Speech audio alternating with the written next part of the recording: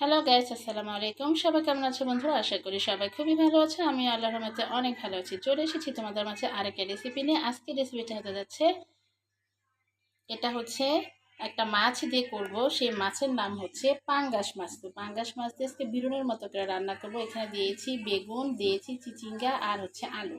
তো সবটা কেটে ধুয়ে নিয়েছি বন্ধুরা। মশলা দিয়ে দিয়েছি, এখানে লবণ দিয়েছি স্বাদ মতো, হলুদের গুঁড়ো দিয়েছি, মরিচের গুঁড়ো দিয়েছি, সচের গুঁড়ো দিয়েছি। সব কিছু আমি এখানে দিয়ে রেডি করে রেখেছি।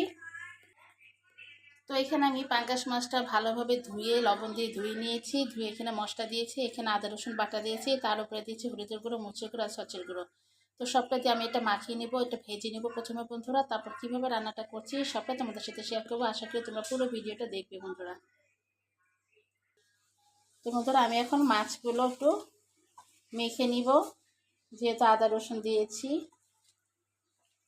ভালো করে মেখে নিলে মাছের ভিতরে মশলাটা ঢুকে যাবে।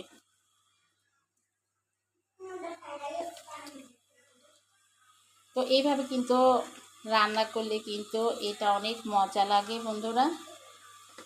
আমরা তো সবসময় মাছ ভুনা করি, মাছ ভেজে খাই, মাছ দিয়ে তরকারি রাঁধি। আজকে কিন্তু বিরন করছি বন্ধুরা, ভাজির মতো বিরন। তো এখন এটা আমি ভেজে নিব বন্ধুরা। তো দেখো এখানে কিন্তু কড়াই দিয়ে দিয়েছি, কড়াই তেলও দিয়ে দিয়েছি, তেলটাও গরম হয়ে গেছে। এখন মাছগুলো দিয়ে দিব। বিসমিল্লাহ।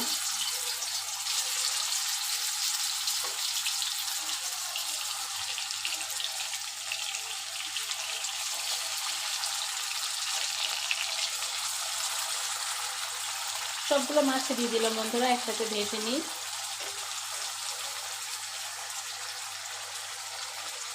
তো মাছগুলো ভেজে নিতে নিতে এখন আমি তরকারিটা একটু মেখে নিব বন্ধুরা। তো তরকারিটা মেখে নিচ্ছি। জাস্ট মশলা যা দিয়েছি সবটা দিয়ে খালি মাখিয়ে নিচ্ছি বন্ধুরা।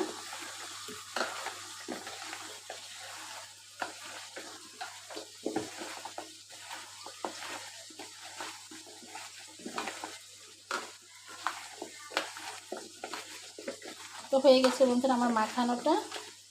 এখন মাছ ভাজা হলে জাস্ট আমরা তরকারিটা দিয়ে দিব, তারপর তরকারিটা রান্না করে নিব।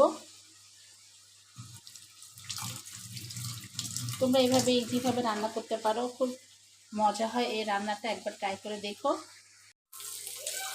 তো পেঁয়াজগুলো ভেজে নিলাম বন্ধুরা, এখন তরকারিগুলো দিয়ে দিব।